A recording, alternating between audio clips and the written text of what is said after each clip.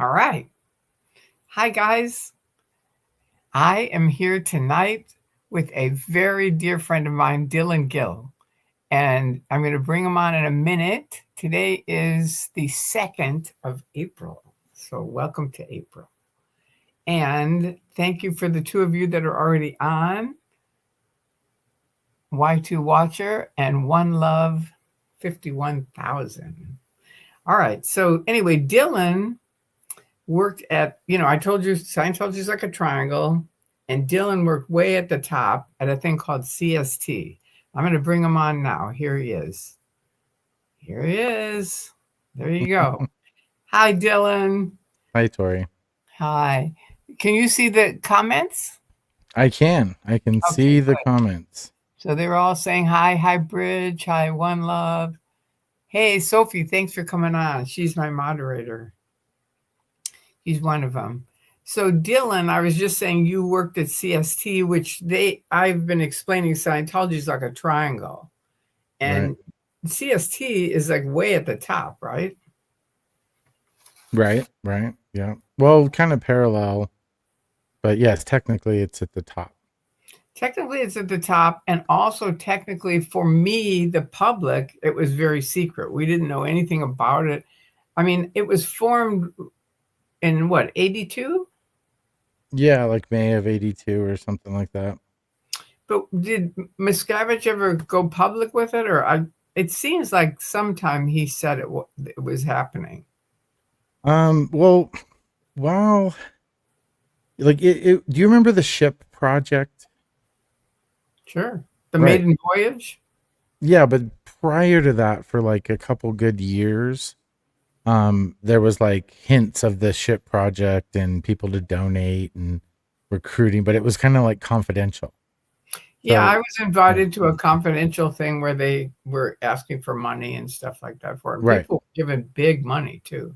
And they did the same thing with CST, or what they like to call LRH archives. And that was done in order to get money and whatnot for the project. So they would remember the gold bound Dianetics books that came out. They were like leather bound with gold leaf, like gold on the Oh yeah, edges. we had to buy those every month. They roped us into a whole thing where, this was going to help us with the titanium discs, to pay Right. for Yeah, that. exactly. So they would portray that like publicly, and then the Sea Org would be in, like, if you weren't at the right level or if you didn't have the clearance, then it wasn't something that was talked about or known about. Yeah. Ah, well, we had the gold leaf things this for people watching who don't know, the gold leaf things were like these leather bound fiction of Hubbard's. That's what it was. Right. And we had to buy it every month, and it was paying. Do you want to explain the titanium discs, how that works? Um. Well, the titanium disc. They were part of the whole archival process, Right. right? So lectures and any verbal communication that was found by L. Ron Hubbard was transferred to a few different redundant types of media. So one of them was the titanium discs, and subsequently a record player was made that would be able to play those. So that, I mean, why would you have a disc if you couldn't play it, right? And it Right. was after they were supposed to be underground in case of nuclear war, right? That's what we were told. Well, right. I mean, that's kind of that's most of the story, because L. Ron Hubbard was born and lived in an era that, nuclear war and, Russia, that was kind of inevitable. What, stop, drop, and roll, and all that stuff in the elementary schools. And so that fear was, I think it was just playing on that fear more than anything. Right. And mostly I'd say that story was probably more for the public rather than just, the uninitiated. Which we would always just joke about it because it was like the Terminator. If you saw the movie The Terminator, in the beginning Mm-hmm. where Mm-hmm. all of LA is all blown up, and Right. and we would say, okay, so this is what's going to happen. All of LA is going to get blown up, and then these hands are going to come up out of the rubble, and they're going to be Scientologists coming out and saying, okay, we have to crawl. And I think we knew the titanium discs were buried in, I think, Arizona. Was that the closest one? No, there's nothing in Arizona. There's New Mexico might be the closest. New Mexico. Okay. But So, honestly, yeah, I mean, Northern California, there's two sites. So that's sort of close. I guess it's about the same from where you are or from where LA but to is. crawl all the way up to Northern California or New Mexico, it was just funny for us, and we were Right. like, Well, they yeah, didn't tell you about the Lake Arrowhead site, right? I mean, because no, that would be right. And I think um, if they were talking about anything, they would be talking about the New Mexico site because that was pretty much the first one that was right, done, and that's that was what the original archival project's purpose was. I mean, even though they bought the compound up in San Bernardino, that was always for the production to be able to put into the vaults, even though later a vault was built in the one in Lake Arrowhead. But yes. Now you that's have kind of an amazing story. I should have started with this. I mean, how maybe share with these guys how you got in because how I got into Scientology. well into Scientology and into the Sea Org, both. Well, I was born and poof, I was in Scientology. And your parents, Um, my grandfather had been in it in the late 50s, and so he my must have known my husband's parents because they were in the 50s. maybe, I mean, he was only involved in like Northern California mostly, and then probably after that he was he was an artist and kind of a poet, so he was involved in a lot. It's weird how Scientology and Dianetics have evolved, Right. whereas like so what attracted him was not what attracted my father and uncle in, Mm, and then kind of he didn't get them in young, they got in like later, although it was kind of prevalent. They weren't like they were like I guess Mormonism has a term for the people that aren't good practicing Mormons. They call them Jack Mormons. oh, So I think he was like a Jack Scientologist. I don't even know if that has derogatory meaning or anything. If it does, I apologize. But um, yeah, that was kind of what his involvement was way different, in the beatnik kind of era, as right. opposed to my father, who got in the like Vietnam kind of era, so to speak. So That's although what I. it was, and my uncle was way more, fervent, and his wife, he married I think second gen as well. My uncle did, and so I got into it because that's what you do when your parents are into it, is you do what they do. So And for anyone who doesn't know, a second gen is what he's talking about, where his parents were in, then the second generation are the guys that grew up in it, right? yeah, I mean it's sort of, I don't really like, I'm not in love with labels per se, but No, I I'm mean not either, but I yeah. but I try to describe it in case they don't know.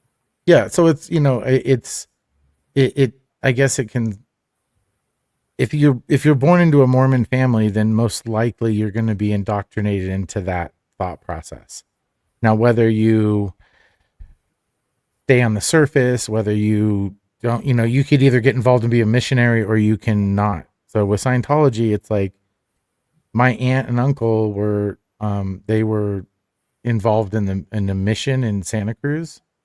So they were like course supervisors and auditors, and so it was more, you have more exposure when they're like staff or when they're in the public, kind of um in Scientology, disseminating Scientology, I guess you would say. Right.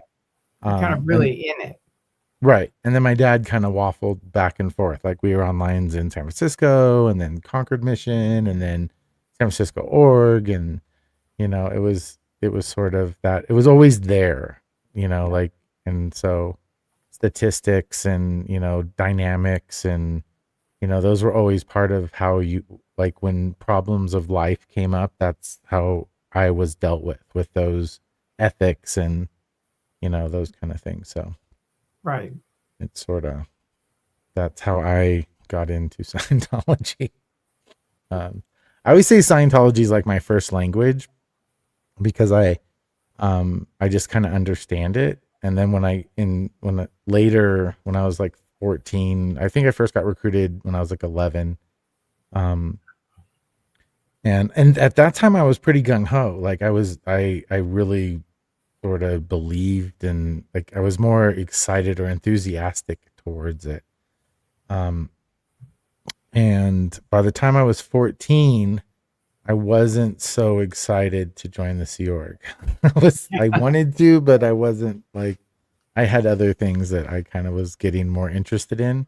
Right. And so, but after, it's, they push purpose a lot. They push the idea of making the world a better place. And, what is your confront, and what is your, what part of that do you want to land on? And Yeah. What are you doing to help that? what, and also like, when it's all said and done, what are you going to be one of the people that said you dug in and pulled up your bootstraps and made it go right? Or are you going to be one of the people that just sat on the sideline as a spectator? And, there's a lot of those continually affirming control, like corrosive, it's like corrosive persuasion. It, Right. it corrodes your basic moral fabric that maybe you were born with. Right. And it corrodes it into this high demand religious kind of thought process. So, um, yeah, I fell for it. And Um, then you were in the Sea Org, right? At 14? yeah, and then I joined the Sea Org, from Northern California, and then they sent me to Flag to do my training for my Sea Org. And how did you get to CST? Well, when I got done with my basic training at doing the Sea Org, I got posted in an organization, and the organization was the what was called the Commodore's Messenger Organization Oh, yeah. for Clearwater. Oh, So I was in the Commodore's Messenger org for Clearwater, and I did the job I was supposed to do. I was first made a missionaire, and I did missions for quite a while, a bit. And then as it became normal in the Sea Org, there always seems to be a personnel deficiency, right? There right. always seems to be what they called like a hill 10. Like it's like, oh shit, we got to get this done right now. This is crazy. Okay, you got to do this. You got to jump over here. You got to be. So you get posted and you get put So, places um in order to feed that need or that beast, and then once you're kind of in that matrix, you become part of that cog. You become part of that. If I feed this person that feeds that person, they don't get in trouble, and then it doesn't roll downhill, and we can actually eat food and not rice and beans, and maybe secure, like go to bed once in a while. Um, but um, so that's how I got involved with the CMO and kind of Scientology management, now, right? what Because year was that? Because I audited CMO at Flag. I know we've talked about this like probably 12 to Was it the same 15 time or not? times. I It forget. was close. I think that was 84, Yeah. um, right around the 85 when I was going through the EPF and then getting into the Commodore's Messenger org. Um, and So then so, how did you move from there up to CST? well, so I was in the Division 1, or the Hubbard Communications office in the CMO. So my part of my job was to man missions and to deal with all the crap that happens in Scientology. Like they make their own messes and then freak out and have to fix it. Um, so I would get manned on a lot of missions, and we were doing quite a few missions that were they were called, what was the name of it? It was the int pers missions, which was like personnel, no, personnel resources, efficiency, and like sustainability or something like that. And So they were trying to recruit for int, yeah, right? they were trying to recruit for int through the flagland base. And so you had to go through and get all the qualifications for the people that you thought would be qualified to go to int.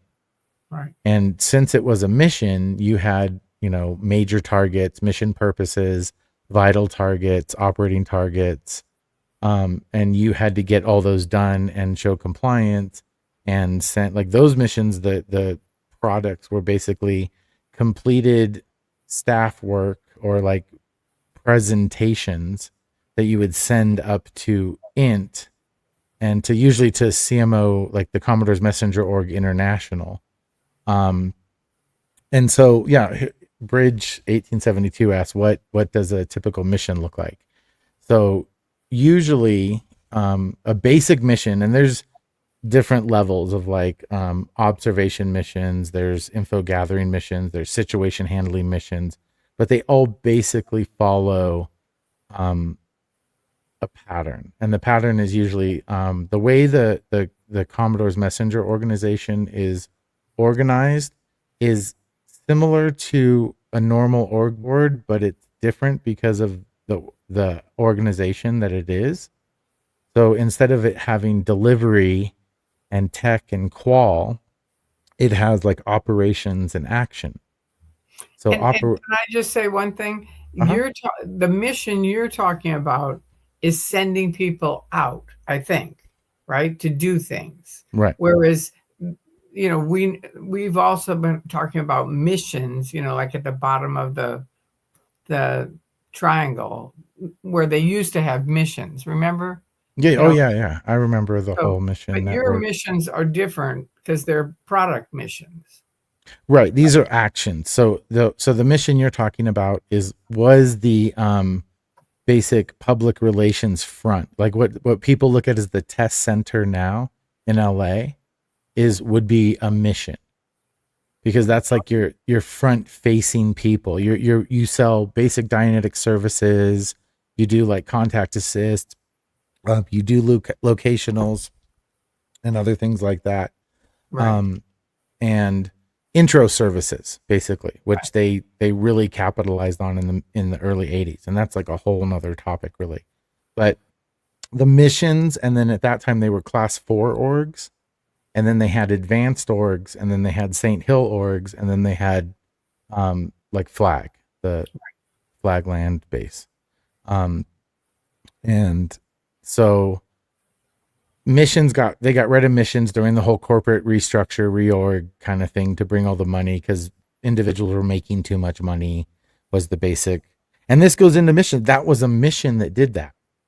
So there would be, and so Operations Bureau would get a memo. This is like a huge rabbit hole, and I'm going to try to make it really simple because it goes into like a lot of things that are just not sequitur to this conversation. But Observation Bureau will get a communication down from their senior org. So as a Commodore's Messenger org, your senior org is the Commodore's Messenger org International. Right. And that consists of all the WDCs. It consists of not the Inspector General network, but it consists of pretty much the watchdog committee is the WDCs and all the CMOent people. And they just hold different titles, but it's the same people. So they get an international thing, which is all based on stats and data gathering, which is also OSA's purpose, is to gather information and data and then collate it. So some kind of a problem will come, stats crash here or there, whatever. And CMOent will send a communication down to their counterpart, right? So if you have an operations bureau, you have a head of it, and then you have people in departments, and their job is to do investigations and evals and to find out info. And the way they do that is they use Action Bureau to fire missions. And firing a mission means that you get a set of mission orders. So based off an eval, let's say the eval is the flag service organization gross income is stagnant. It's in a condition of emergency or non-existence, right? So it just means the stats have just kind of been leveling through. And so you go in based on this eval and you get briefed on your mission orders and you go out on a mission, and there's tons of policy. It's all based on the data series. And you dress up all super ethics presency in your class A's or whatever the uniforms are now. And then you do the mission, you do your major purpose. Like the purpose would be like, find out why the stats are crashing in this division. And then you have primary targets. Based on the information we have, so-and-so hasn't been showing up at posts and they've been oversleeping, which or the pre-clears or the patrons aren't able to go in session. Right. And then so you go into the area and you kind of ask questions, you talk to some people and you find out, oh, they're all going to the Hourglass and partying all night. And then they're not sessionable for their morning sessions. Right. So then you get all that information back, and then CMO, they take it and they collate it and they bring it up to the higher levels. And then they say, here's what we need to handle. Let's close the Hourglass earlier. Let's get these guys in ethics, or it's multi-pronged or whatever. And then that's what a CMO does, is their title on the organization or the command structure of Scientology is observation and execution arm for Watchdog Committee and CMO International. So that's what they do, is they're the people that they're the fingers, right? So yeah, that's kind of what a mission is. And I did that for quite a long time. And thank you. Yeah. And you had to be there, like, originally Scientology was like this, right? It was like a triangle where it was mostly, missions, not missions like you're talking about, but, tech missions where they got people in. And then, class 4 orgs, like you said, class 5 orgs, ASHO, AO, and then at the top, some management, but it was just like a little bit of management, right? It was management and Hubbard. And then I was I think it was 85 when they came out with the command channels of Scientology. And It was exactly flipped. It was like the top of the triangle was all management, and then more management, and then more management, and then just a little bit of tech. And they might have already gotten rid of the missions, or just a little bit of the missions, but it was like amazing to see. It was like, what the hell is this? And were you in on that? I was around in a few capacities during that. But it's like all things in Scientology. It's especially the Sea Org, it's very compartmentalized. So unless you're dealing with that directly, it's like, how like, I don't even want to bring up Mike Winder, but a lot of these people that were in those CMO things were, if you were doing one thing, if you, let's say, the head of RTC or an inspector general, or even not so much a WDC member, because that's what Mike Rinder was, but right. That's just was only in name. It wasn't in actual, there's no real post. That was just a fake. It's like a red herring kind of, like his real post title was WDC or OSA Programs Ops CMO. Oh. And then he just held a Merc or like an email handle that said WDC OSA. So the people that aren't cleared, they would get emails from WDC OSA. But like Linda Hamill would get an email from OSA Programs Ops CMO, and she would know damn well that was WDC OSA and the same terminal. Like a lot of us did when you were up there. But you didn't know it when you were lower. So when you were able, like, WDC OSA goes in, like FSO Programs Ops CMO is at flag. And then there's all these emails coming from WDC OSA or WDC FSO. And it's, it looks like, oh my God, but it's just the person in our org typing emails to people. It's not, it's the same person. So, I've always um, said that in Scientology, the right hand didn't know what the left one was doing, well, right? to a degree, I mean, it's more, I think when you get to those levels, it's more like Wizard of Oz kind of stuff where if you're behind the curtain, then you know what's happening. And if you don't, like, I there's don't it, know. I honestly, Dylan, I had parties for 14 years here in this house, and people, very high executives, would come in, and they always were like, "Okay, I was in this room, you were in that room. What were you doing?" It right, was like people were still connecting the dots. We still are.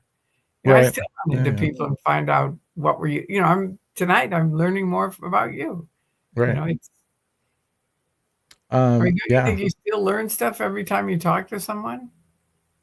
Now, Mhm. sure. I always learn stuff. Yeah.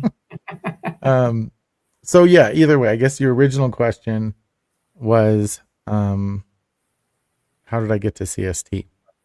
So after being in the CMO for a number of years, those recruitment missions to the upper orgs or to gold or that kind of thing, um, was less and less people were qualified.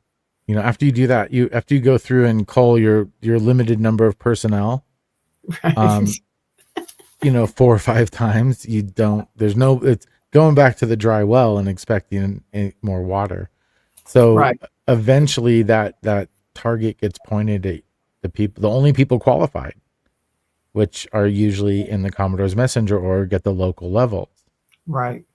So and I guess Clearwater was one of the bigger ones, even though we thought we were a smaller organization at CMO, but we were one of the bigger ones.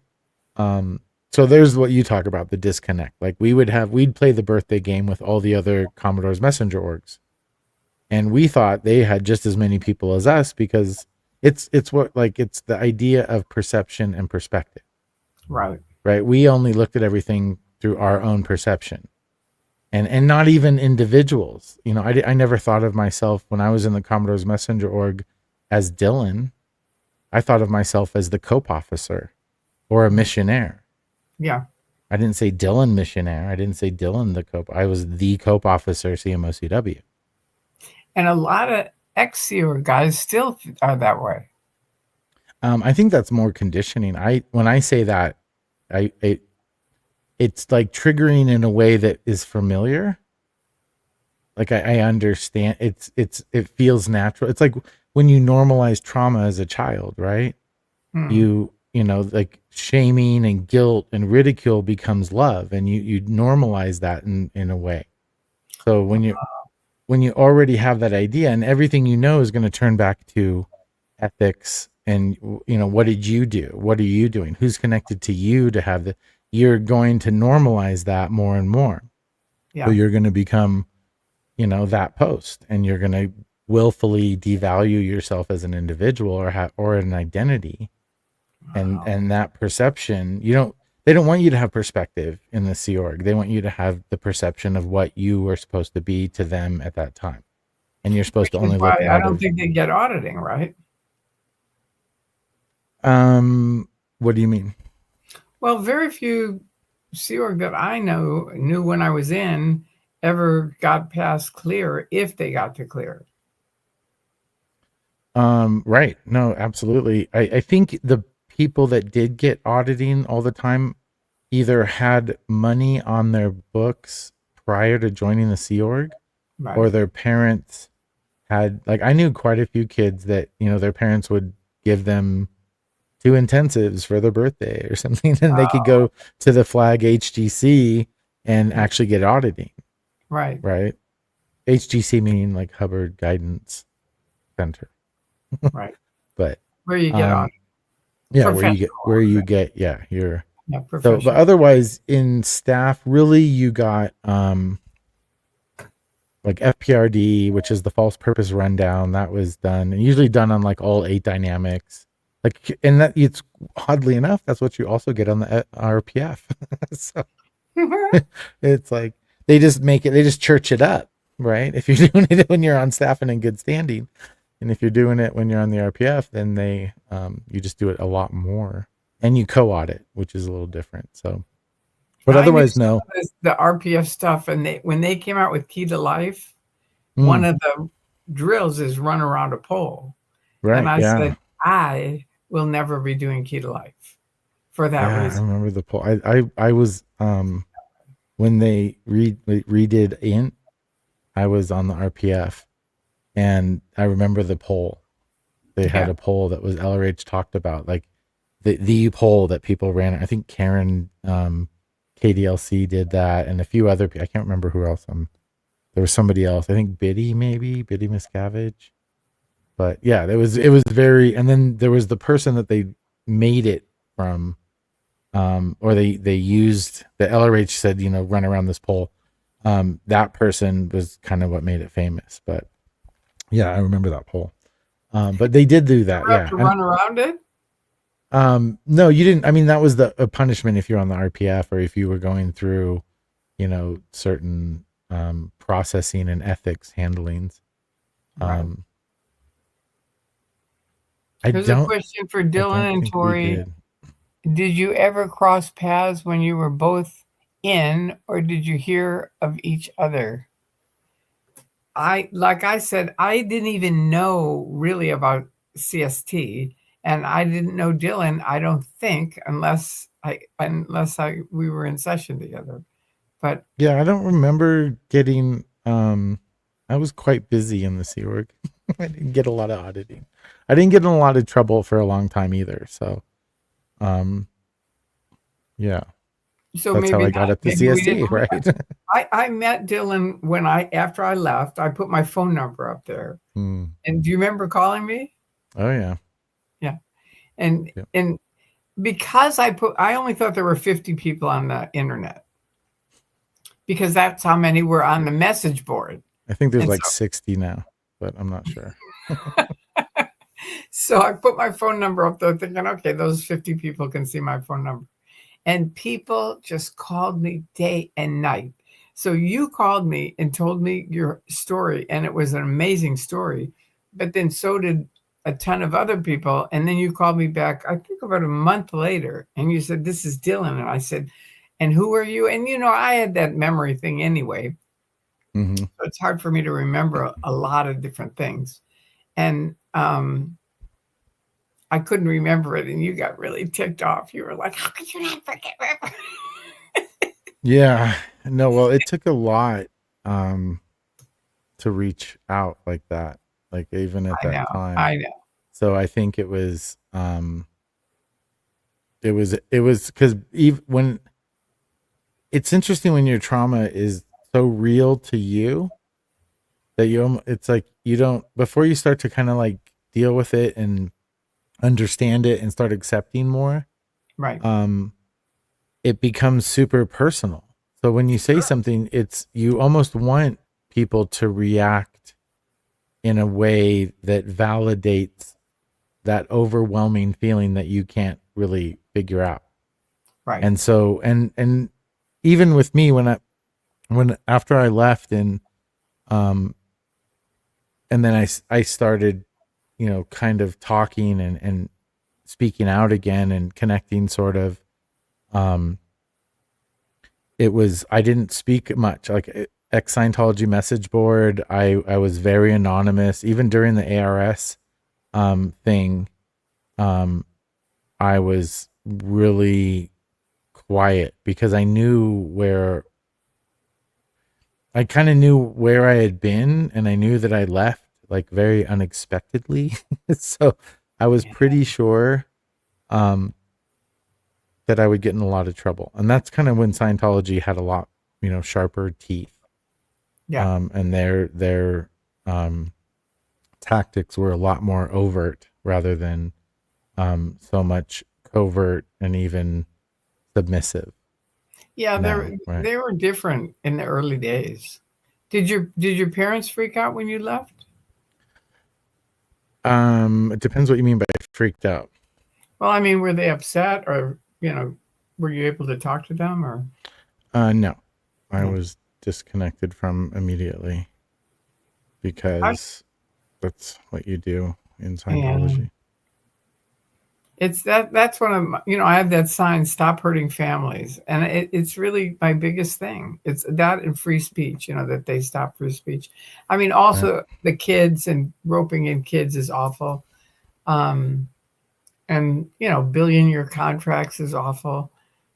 It's it's there's just so many things that they do that are abusive now. I mean, they weren't when I first got in. They weren't. I got in 1969, probably before you were born. Yeah, that's right. Really close.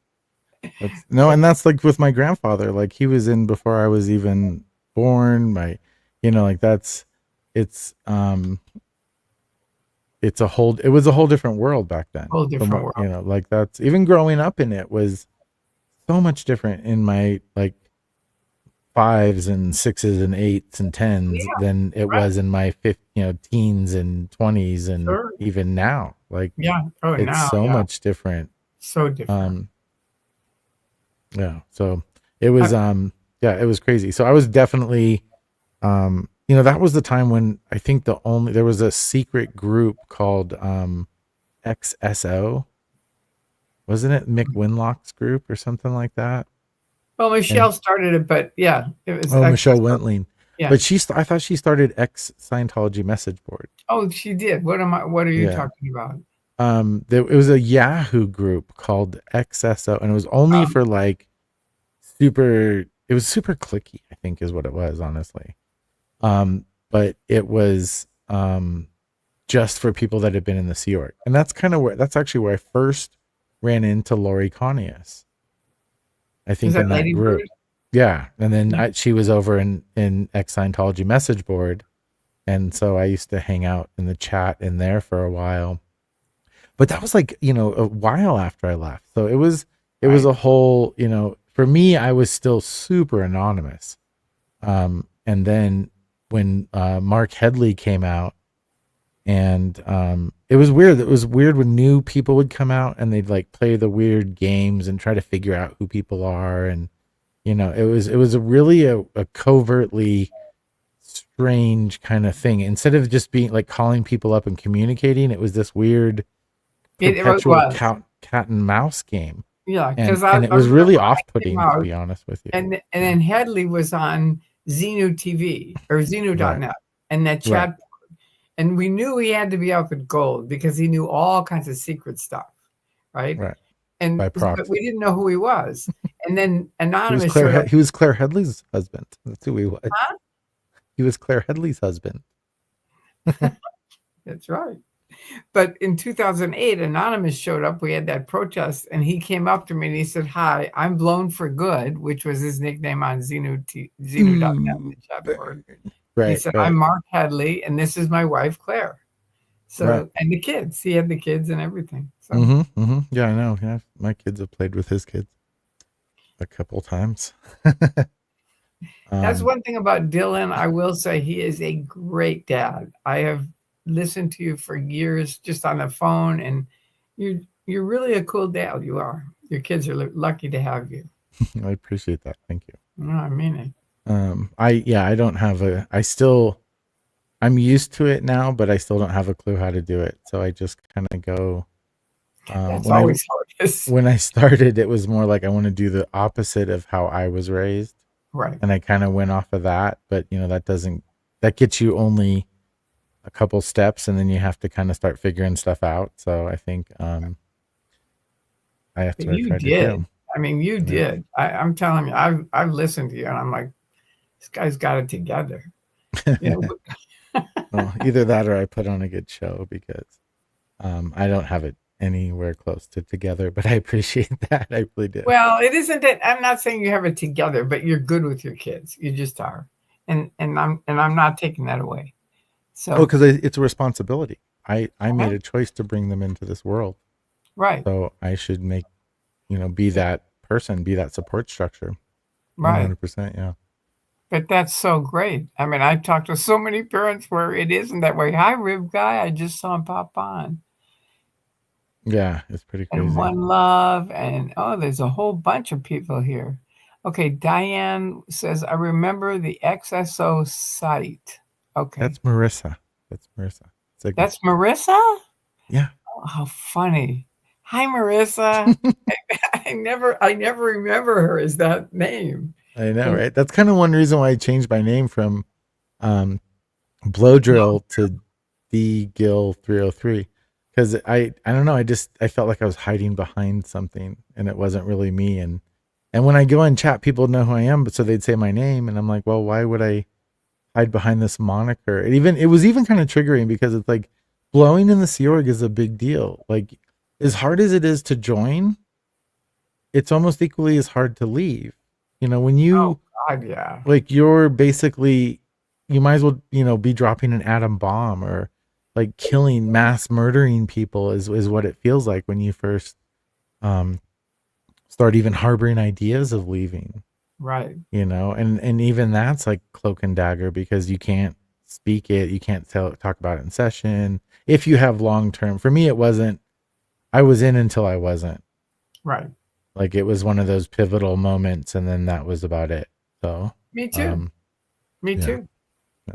You know, I and know exactly. Your story is the epitome of that. A plane ride, and then you're like, So that's awesome. Yeah, for sure. thank you. Yeah, and thank God for Andreas. I mean, and the interesting thing is, if I hadn't read the 10 books the 10 years I spent reading books on OT7, because I had massive migraine headaches, and OT7 wasn't doing shit for me. And in fact, the CMO came up to me and they said, we're making a film about OT7 and we want your wins. And I said, okay, Like, listen to me don't have very any. carefully. I don't have one win on OT7. That's in 7 years. Right. I said, I have wins on training, but I don't have wins on auditing. So find somebody else. And they all just looked white. I mean, they were kind of freaked out. I don't think anybody had ever said that to them. Because that's basically like a suppressive act. That's like tech I degrades know. almost. I know. I didn't care. They should have been like, you are excommunicated. Yeah. But I'd seen so many, I knew 4 kids who'd killed themselves at that point. So it was like I had really been living through, they had that golden age of tech shit, which was if you're in and you're doing that, the way out is the nearest door. Just walk over to it. Isn't it true? Am I telling the truth or not? You were at the top. Can't they just open the door and walk out? Truth be known. I know that I'm not talking about the brainwashing. I'm just saying the fact is they can open the door and walk out. Yes or no? It's a hard one. I don't know that there's an easy answer to that. Really? Yeah. I mean, yeah, I guess if you're saying all things as they are, um, sure. Yeah. At any point I could have, but I mean, like, so think about it. So when I left Clearwater, I went to Los Angeles to an org called the Commodore's Messenger Organization International Extension Unit. That was called CMOIXU. That's why we they abbreviated a lot of things. And I could have left. I could have left when I was at CST. When I was in CST, I'd fly to Albuquerque, Right. rent a van, filled it with furniture, and drive back to Lake Arrowhead and stay in a hotel and have money and cash. And I mean, it wasn't, I guess it's like, I mean, to put it on I don't even like the prison of the mind thing. Like, and I know purpose is, it's interesting because it really puts a good perspective on what religion is. It's that you believe wholeheartedly. And if everything keeps pointing to salvation, and if everything keeps pointing to making the world a better place and trying to help people, that's a tough one, especially if you're raised with it.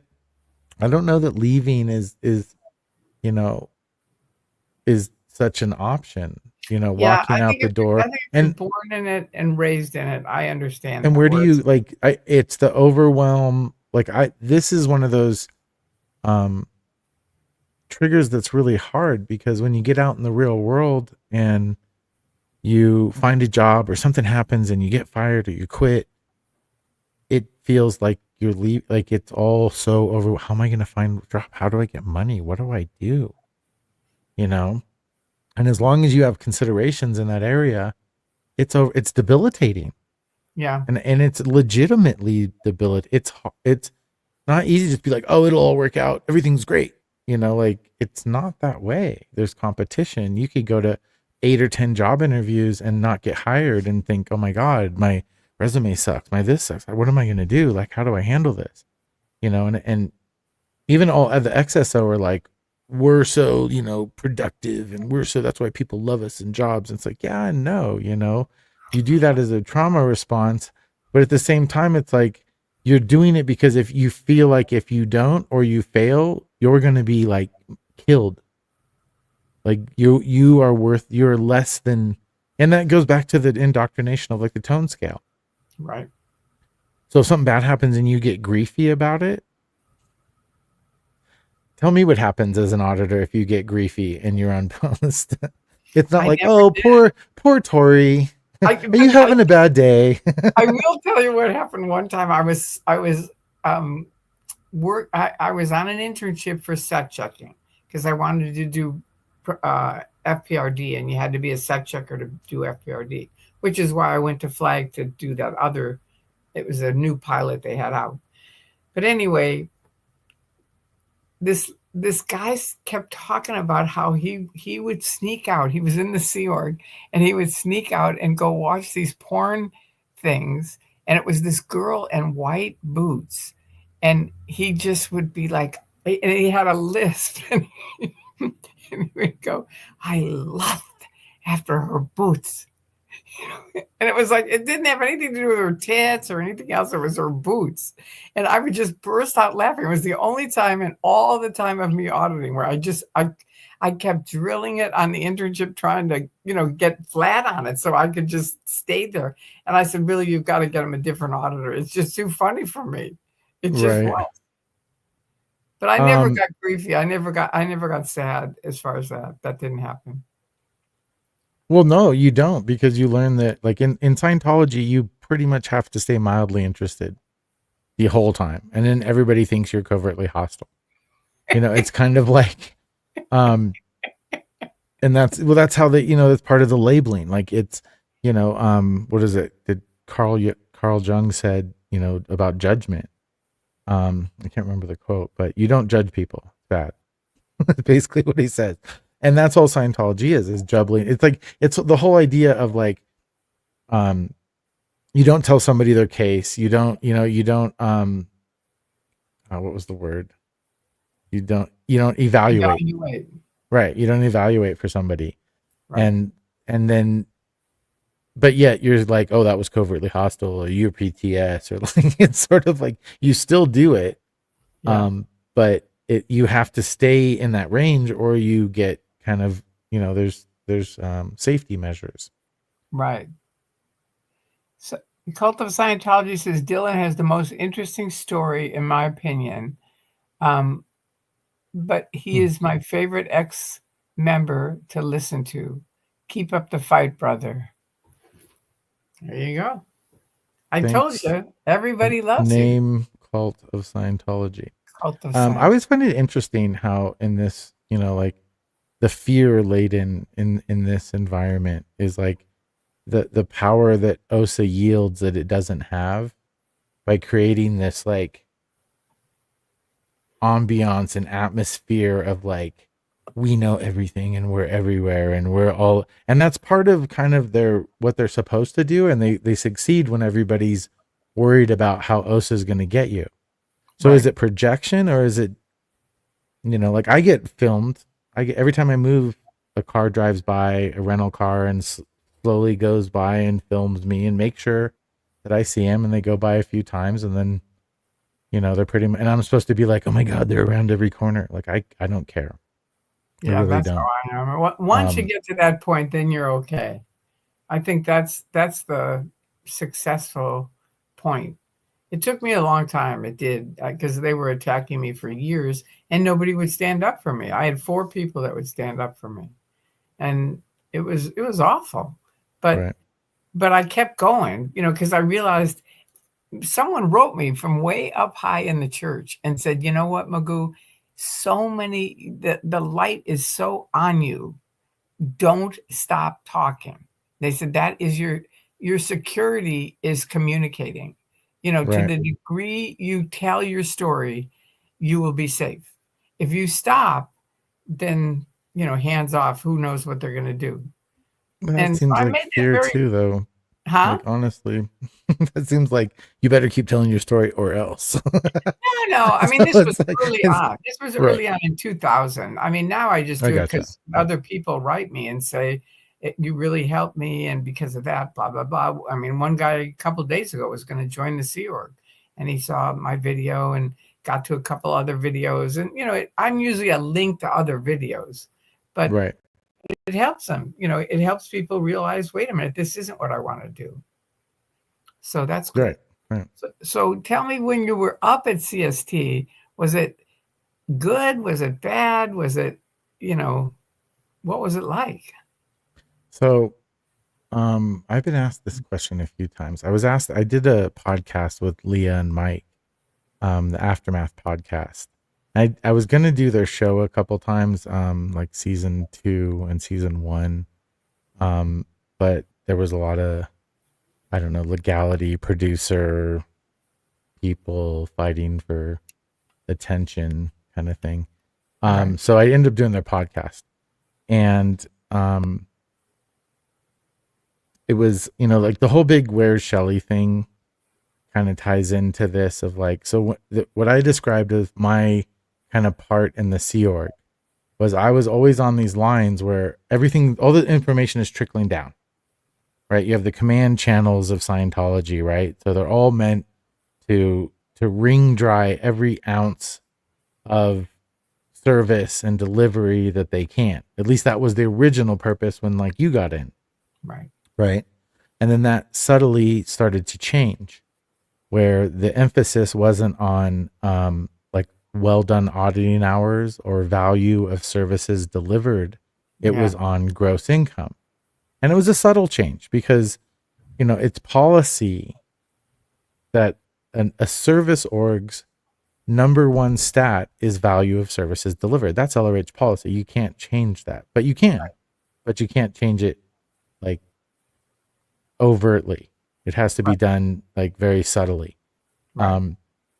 So you see that and you have that chaos of, and this ultimate demand of Thursday at 2 and everything just like boom, boom. And it makes, years just go click by and it's chaotic.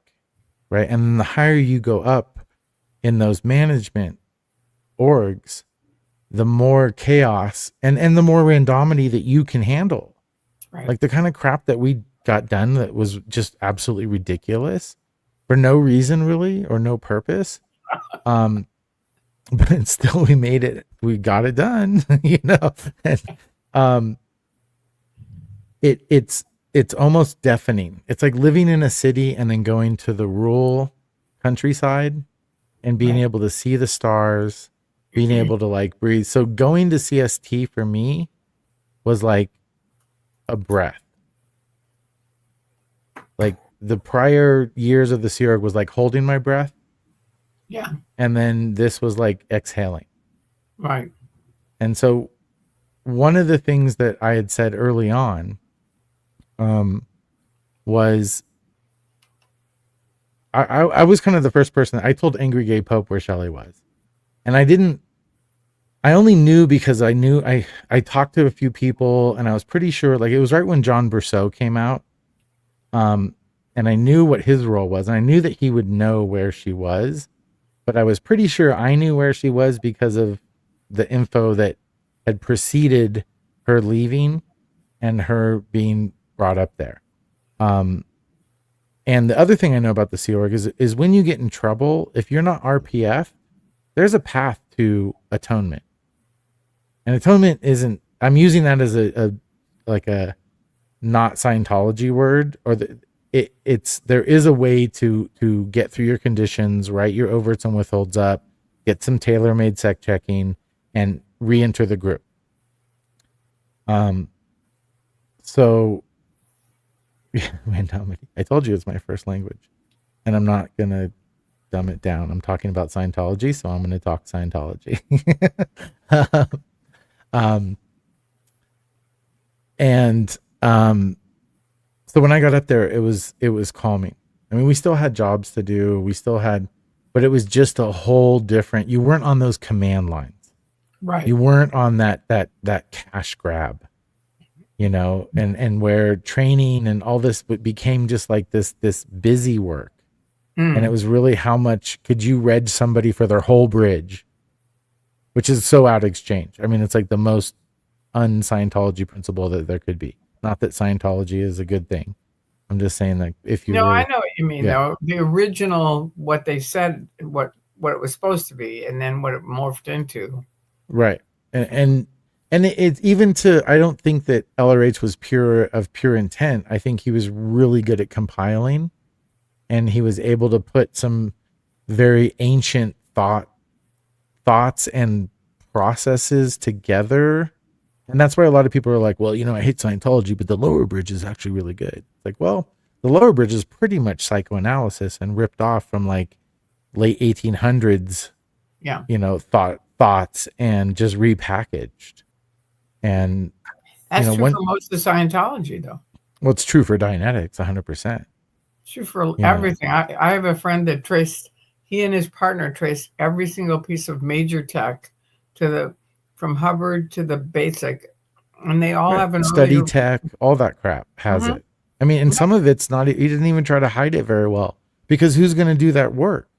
Yeah. I mean, I don't. You remember like what like encyclopedia sets? Like What the the encyclopedia says about Scientology? no Encyclopedia Britannica sets, Of course, I used to sell them. right? So there's so much data, but that's like to go through that and to call knowledge and to put something is not an easy. It's not something then that a lot of people would be doing. Right. Is all I'm saying. So the intention to deceive is there, but there's still knowledge that transcends. And it was Oh, just kind of put into, it was perverted, let's say. yeah. So, but there's still, you wouldn't attribute it to Scientology or even Dianetics. You would attribute it to the sources that are obscured, that were obscured on purpose in order for you to gain recognition and to gain notoriety. So, I mean Hubbard. yeah, the royal you.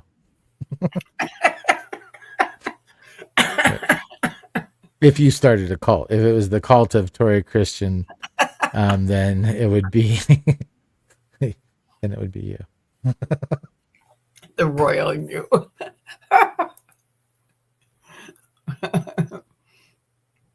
Well, So you yes, are a trip. CST. Um, yeah, CST. I don't know. What about? So It what was would you it say is was your peaceful. favorite thing that's been your favorite thing since you left? Or some of them? Um, my favorite thing, Yeah, things that like you've been, noun, like you know, person, you place, or thing. well, did you go to Portland? Were you up in Portland? No, I was in the Sea Org. I know, but My Seorg dad was went up. to Portland. My dad definitely went to Portland, and then Seorg was up in Portland. yeah, That's but why I I'm was saying. I was in Florida, so there were I don't think a ton of people um went to yeah, tacos, of Uh course. oh. Uh If you're oh. talking food. Um but my favorite thing, I honestly, I don't know, it is for me personally, um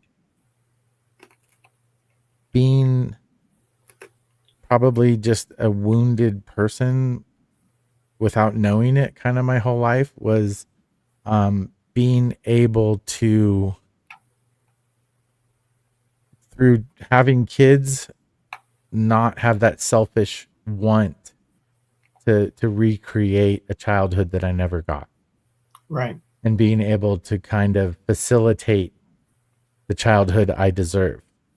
Right. And but knowing I'm never gonna get, it's a hard thing, but I think all lessons in life are kind of, we're not meant to be blissful all the time. No. Sometimes the best lessons come through a lot of strife and turmoil. So um, I don't know that it's easy, but it is when you just are here in the present, being that person that you needed the Yeah. most. So it's healing, but it's also um, yeah, I'd say that's my favorite thing. Cool. Well, I think my favorite thing is my son. My Yeah, son, and my friends.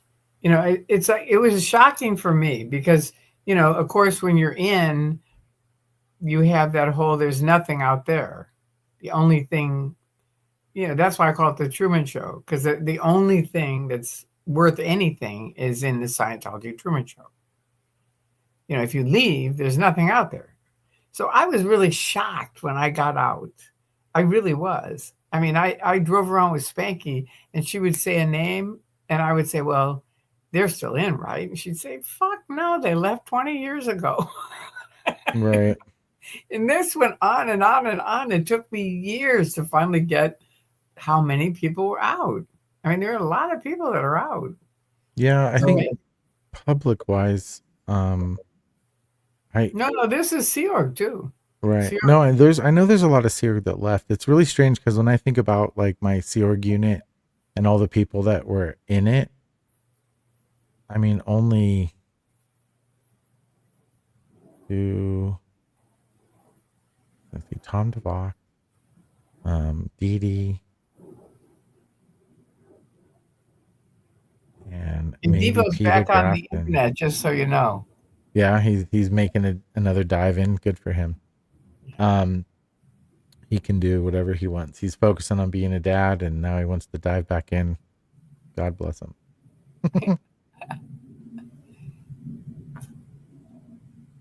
Okay, so now this is from Christian the drums. All right, question, Dylan. What was the regular day like for people working in Trementina, Trementina. New, That's the New New Mexico base. Mexico, for any of the other sites? How many people were there, daily returns, etc.? You can answer if you. Um, yeah, sure. No, I'd say um, to know CST evolved from a mission to a corporation. So when CST or the archive project, that's why they call it the LRH archives. Right. Um, it was the archival project when it first started in like 82, 83. And it was supposed to be, it was like Dan Pobilski, Sherman, Lens. yeah, Sherman Lentz, another guy, Chuck. I always want to say Chuck Beatty, but it's wrong. Um, but yeah, Chuck. I can't remember his last name. But it was a bunch of people, um, and they were on a garrison mission, which is a Sea Org mission, but there's no end in sight. So you have targets. Well, there's no finality. There's no like, um, you don't finish all your operating targets Yeah. and move on. They're targets that you continually um, Evolve. comply to. Yeah. So it'll say like, establish this place and then maintain da da da da, and then you every couple of weeks keep sending in compliance reports that you're doing those targets. Wow. And so it then evolved, probably out of necessity, because of the corporate reorg, um, to become a not only an organization but a tax exempt religious organization. So, which would also probably be for money, and because CSI could send CST tithings basically, or like not only the right to use their trademarks, but money in order. It's like somebody who, BYU, all the halls are named after people because they donated so much money. It's like CSI is their biggest fan basically, because it's archiving the technology, the original technology, whether it's perverted or changed or not. they're still archiving the technology. So I think That was a curiosity of mine recently. Excuse me, because now they have the golden age of tech, which has changed the tech a ton. Like they changed the definition of that then. They've changed major things. So are they going to go back and change those titanium discs or what? yeah, it's interesting being my job up at the Church of Spiritual Technology was the estate secretary. So I was a division head over all the construction and all the buildings, not only on the main base, but in New Mexico and Petrolia and Lady Washington and Wyoming and pretty much all the areas. And when we got Creston, that was also under my purview, basically. And so, what was your question? How they justify? Golden age of tech, they Oh, changed a right. lot of stuff. They changed the definition of FN. So supposedly the titanium disc have all the tech on them recorded. So was Miscavige going to redo that? Well, so a lot of as Scientology evolved, right? There was a lot of people that wrote stuff for LRH and was approved by like the executive directors of Church of Scientology California. You probably saw a ton of those at the bottom header of like Sure. EDs and that kind of thing. Um, those aren't original LRH material. Only thing, so the archival project that went from like 82 to like 87, 88-ish, was to find original proof, original masters of lectures, policy, bulletins. So if you couldn't prove that it was written by or find the original and have that and copy that and use that, then it wasn't supposed to be transferred into the vaults. Wow. So now the changing of the definition of FN, you think they won't put that in the vaults? No, I don't think the nuances of current tech wouldn't be in there because that's more of an RTC down to service orgs like through exec strata or the Continental Liaison Office, that kind of thing. It's more this is kind of those shades of gray of like even the like 2 rooms, right? Like it can be whatever you want it to be. Is what Scientologists would like to believe is every piece of text there, all the cutting edge, even success through communication, like all this stuff is going to be there. Self-analysis and, no, the original manuscript for self-analysis will be in there. Right. It's more of like, think of it like a museum library rather than you wouldn't go there to deliver services. You would go there to see original parchment and you would have copies of it and it would disseminate, but it's put in a way to disseminate. It's it's like a big red herring. There's think of it. That's not how they promoted it. Well, of course not. But you have these huge vaults. It's all locked in. World War III or whatever happens. Who has the code for that? Who gets, what is it, like 8008, and then if you know, or is it like how does that work? And what if you go in and the first like titanium fire shielded capsule has all the OT materials in it? Would you instantly get pneumonia and die? Like there's so many it's sort of, when you think when you're doing it, it's like, oh my God, we're preserving the technology forever and this is amazing. And what higher purpose could there be? And then when you get out and you start to decompress and then years later you start thinking and you're like, wait, how would we built indestructible vaults that were supposed to like survive for 1,000 years, possibly. Floods, you thought of if you didn't, you went to the RPF. Right. When you did a proposal for an underground storage facility or a production building that was going to preserve LRH technology for all time. Like the CST was, we made archival paper better. We created an ink that had never been ever even heard of in the archival world. Right. We were trying to push that edge as far, and not only with the archival process, but the storage facility process, right? Right. So we were doing, every which way we could. Every base was a little different based on your topography. So New Mexico, you were digging into a side of a mountain, using and using limestone slurry to seal walls, and like getting all these tests done and finding, and then in Lake Arrowhead, we're using corrugated tunnels and connecting them together and making floating walkways out of lightweight steel or concrete, and putting, like, we were putting fiberglass in concrete before they were putting fiberglass in concrete to make it lightweight and pressure out. What's that? Somebody thought of that? Yeah, that was our job. Wow. So in the Sea Org, and I guess most of any of Scientology was, you weren't expected to not know your job. Like you were asking earlier about auditing. Did Sea Org members get auditing? No, they got training. They got hatted for their jobs. The number one priority, you can't even get out of non-existence unless you're instant hatted. That's like the first thing about routing onto a post. You have to be instant hatted.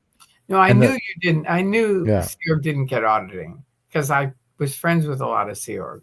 It's just an interesting point that they were always pitching it to you guys. If you did this, then you'd get this, the upper levels. Oh, but they never delivered it. Honestly, which is lucky for you. So I was, in the Sea Org, I was getting FPRD auditing for a good couple of years. I got a headache at one point, and I had to do the out rundown. And then I got FPRD, and halfway through my FPRD, I kind of figured out that I was sort of just making shit up, and it was sort of just all me making stuff up, and it didn't seem like the thing I wanted to do anymore. And when I told my auditor that, he pretty much was like, ended, and my needle was like floating, and it was great, not rock slamming, but floating. And I basically just originated the clear cog without having done hardly any lower bridge or anything. Right. But as far as the OT levels, I before that and after that, it dawned on me that the real product of the Sea Org was us. Like, if you want to know what an OT is, it's a Sea Org member that works 120 hours a week, gets their stats up every week. Like, if you want to know what operating in present time is, whether you want to be in present time or not, doesn't matter. But getting used to like that process, that's what an OT is, if there is such a thing. So I know what you mean. That's why I asked you about Portland, because in Portland, because it was someone suing the church, for anybody that doesn't know about Portland, but someone was suing the church. And so they had, I think, 9,000 people 10,000 people flew in from all around the world. And Miscavige ordered us to go up there. So we all hopped in a car and went up to Portland. And David Pomerantz was up there. And was it John Travolta up there? Mm-hmm. And Frank Stallone and Leif Garrett even. Get on the road to freedom. But the interesting thing was, every night they wanted the backdrop to be changed. And the Sea Org were there working all night long. And it would just be amazing to see that they could actually do it. By the morning, it was like, bing. Yeah. It was just like, oh my God, look at it now. Right. It's like very impressive. It really was. And I always say, I love having Sea Org stay here because they are incredibly clean. That's the cleaning thing has got to be mashed into your head. Oh God, CSP. Yeah. We would, in the Sea Org, every Sunday before you can take libs or liberties or get your day off, or go to post or anything, you have to do what's called Clean Ship Project, or what's known as CSP. And that has to be done to a white glove inspection by the MAA, Right. right? Or the it would be, and honestly, it was the director for inspections and reports, Right. right? And So yeah, um, I don't know. I'm a really good cleaner. I Tell you remember that. you saying you got all dressed up in your outfit. And I remember they had White Glove at Celebrity Center, and I was on staff NSO, meaning non-Sea Org. Mm-hmm. And they people freaked out. It was like the mission is coming in from Flag, and they're going to do White Glove, and Right. Everybody's got everybody's to like be upset. cleaning like mad and dusting. Right. Right. Mad. And I Yep. remember, Good old white glove. I don't miss that, huh? but I don't miss white glove inspections. Doing No, them or having them done to you. It's not. no, we didn't like them, but it was just interesting to see how the staff would go into this massive clean out, Mm-hmm. because I guess they'd get in trouble if it wasn't clean enough. Yeah. For years, when I cleaned like my living room, I would like clean and move everything around, Right. like every piece of furniture, carpet. I mean, everything, and it just was something you did, I know that's how and it was John was. He lived here for 7 years, and he would take everything out of a room, clean it, and then, clean everything up and then put it back. right, right. Yeah, it's crazy. But he was in the Sea Org at CC. Yeah. So there you go. Yes. All right. So now we should check and see if there's any questions, because we've been ignoring these guys a little bit. Let's see. Great Love 51,000. It's so amazing the universe brought you together like that, and I'm happy for that. Thank you. I am too. Does Dylan have a YouTube site? Do you have a YouTube site? Yeah, it's at Gill 303. At D Gill, what was it? 303. I live Oh, in Colorado. 303. I live Three. in Colorado. Mm-mm. Oh, But is yeah, that what it is? yeah. So DG, and is there a period or not? Nope, just DGILL 303. If I comment, it's my name. Oh, that's good. I'll have to go check it out. I didn't know you had a YouTube site. Yep. Okay. Yeah, Good. go Thank ahead. you. All right. So there's that. Hopefully you guys got that. Um, Everybody's saying hi to each other. Does Dylan have a YouTube channel? Yep, we just said it. Um, the blow drill. Yeah, when Okay. I first I did an interview with Aaron in like 2017 or something, or like two, and I had a YouTube channel since like 2013, but it was not really X related. It was just like me and my kids doing stupid things. Um, and when Aaron reached out and kind of got me back into the space, it was a whole, like, I was like, holy, like it was a big rabbit hole. It was a big icebergy kind of It's huge. deep, right? It was quite interesting, and it continues to evolve and be interesting. Just when you think it's like, oh, this is crazy, and it's like couldn't get any crazy. Whoa.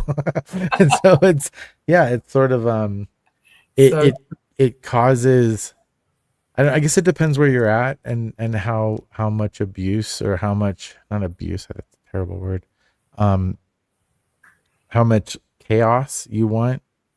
um I I I felt like the right thing to do was to withdraw, and when it didn't line up with what um my morals kind of were, and the only way to kind of exercise acceptance over expectations is to sometimes create distance. And because if you go in and start trying to convince people that they're doing something that you don't agree with or that you think you're more right about is when you start inviting kind of chaos. So um I don't really,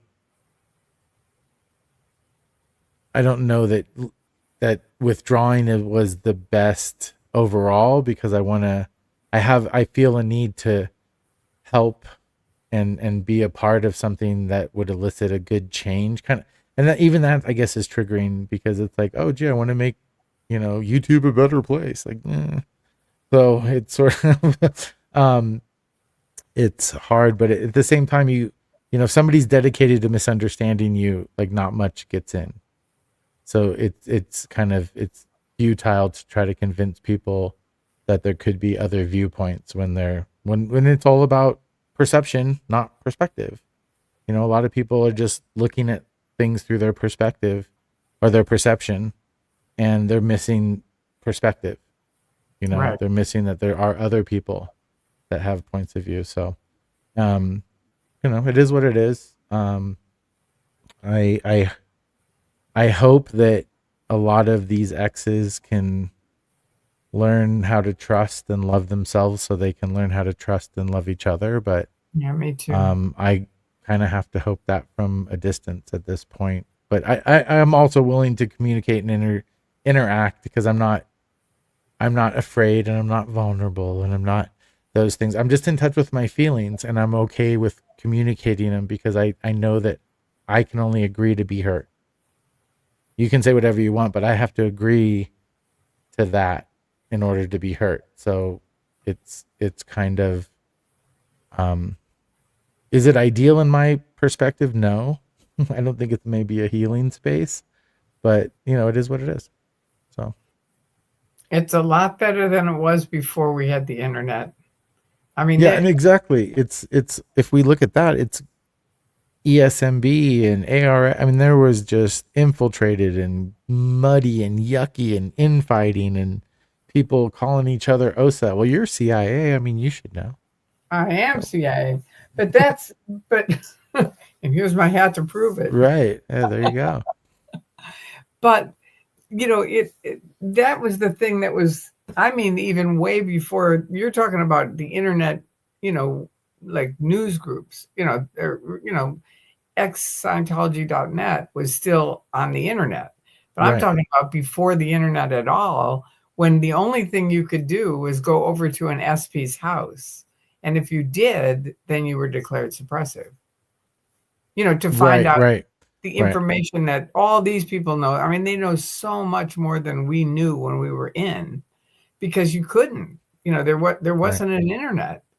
So, and I Yeah, don't think a lot that's of an people interesting time. can't Hmm. even imagine not having an internet, but there wasn't. It was like you could go Yeah. over to a declared suppressive person's house and talk to them, but everybody was terrified of doing that because you'd be declared suppressive. Right. Well, and So, it'd be, you'd have to be written up, and like I said, Scientology back then had a lot more teeth. They were willing to, I oh, mean, they were here, they were willing to infiltrate the federal government. They were willing to put LSD in people's toothpaste. They were willing, yeah, I mean, like, there was a lot of crazy crap going on. it really Um, so yeah, and at that time, um, I was not in a place in order to be of any use to anyone, and which I no, guess is weird too, because nobody ever came looking for me. no. Just like they didn't come looking for, like, Sergio Blinsky. Well, Like, they let him sit on the nobody streets came for looking for me. years. Nobody came looking for me. Did you think someone came looking for me? Did I say that? No, I'm asking you because you said Oh. nobody came looking for you, and I'm Well, no, saying but just there was a lot of exes connecting, and I didn't even realize that was a thing. Like, it not was really. it was sort of a strange. There does seem to be some, I guess, kind of clicky-ish groups Oh within, yeah, you and I know so, that. yeah, it's kind of, so it makes it very, and I get it. It's, there's a lot of stuff that's really hard to just process or digest in one sitting. This is the kind of healing that takes a long time. It I does. know people are like, well, if you leave a cult or it's like 10 years or this many years for each year or whatever. I don't know that you can really quantify that, but No. it is a process, and there is a lot of regression, And it's and individual, right. And you there's know. no right or wrong way, and there's no time limit. No. The one thing I know is that do each and everybody that has had like extensive trauma cast upon them, do they deserve a full support structure that, filled with therapists and advocates? And absolutely, but we don't live in a world where that's going to happen anytime soon. So we have to rely on our peers. And that's what makes this X a lot harder, is because there's a lot of people that, we came from a place that was full of mistrust, full of deception, full of manipulation, gaslighting, like all these shore stories, like, Right. and it was normalized. So it's harder until you're ready, not you, but Oh, I until know. a general X is ready for them to continue. And maybe even making that leap is so terrifying that they have to regress backwards, Right. But at the same time, if we stop reaching, we're all like, it's hard. I know that, like, every time I think I've made it to a level, or I've become like, well, I'm okay, you realize you're not. Like, like when I got back in this YouTube space, I was like, oh my God, there's all these people and we're like-minded. And we, like, for me, I looked at everybody as like a brother and sister until you show me you're not. Right. And I don't even think that, because that's tainting the pool. You don't go, well, until you show me you're not, but you start seeing that there's a lot of that. And then how do you bring that? How do you have that honest conversation with somebody who's not willing to look at it and is just willing to project? It's Right. hard. So Sorry.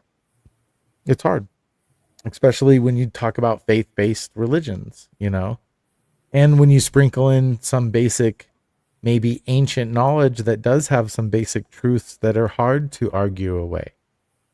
And then it becomes very convoluted and very confusing. So, Yeah. and honestly, I appreciate that, Kelly, but my intentions are so selfish in that I really wanted a community. And it's sort of like with the Sea Org. I left the only family that ever accepted me, and then I was alone. And then I found a family of people that left that I thought that I could just relate. I mean, it's ignorance on my part, but you assume that if we're all here and we're all doing it, then we have a connection. And Right. it turns out reality is a lot different sometimes. It turns Unfortunately, out what? it turns out reality isn't, like, I think that's with me, that was like more rose colored glasses, right? I was trying to look at it and expect, I don't know. I think when you get to a point, you can imbue yourself with a sense of self-righteousness. Like, Right. well, hey, I'm willing to take that leap of faith. Yeah, it's terrifying, but you know how many times I've almost died and I've been thrown off of cliffs and I've thrown myself off of cliffs? This isn't that bad. This is us being Right. able to kind of relate to each other. And it's kind of not the case sometimes. So it's Here's my little thing. See, leap leap, and the and the net net will will appear. appear. Right. Yeah, that's a good one. And So, Rochelle, thank you. She just donated a membership. So thank you very much. I appreciate yay. Good that. job. Good job. Whatever that means. Thank you. All of it helps. Hi, JB808. And Alligator says thank you. And merci, Rochelle. Okay. Merci. Merci. I don't know, how do you say you're welcome in el français? I don't know. Merci But beaucoup. no, No, I think that means like thank you very much much. or Yeah. something. All right. Now, Sophie says, I think that many people these days are not looking for a common ground. They just want you to think like them. No one has to agree with anyone on everything. We should be able to come together. I think common ground is very important. I really do, especially in America now because it's so divided. And I had fun with, Jeffrey, who's married to Karen Yeah, Jeffrey Augustine, sure. Augustine. Yeah, I forgot his last name. he and I went over to see him, and they're kind of on one side and I was on the other. This was way back with Hillary and that whole thing. But because of my old boyfriend, Kimball, John. Yeah, Kimball. yeah, and he was I'm a libertarian, right? Hmm. And so I said, look, we have to find common ground that we can come together on. You can be on one side and I can be on the other, but there has to be things we can agree on. And we did. We found things like, term limits, instead of paying people forever, you set a limit that this is how long you're going to get paid for. Just different things that he and I could agree on. So I was at Jeffrey's house and he and I were going over it, and we were getting along. It was good. And then all of a Hmm. sudden Karen came flying in and put her arm between us and she said, "She's on the other side."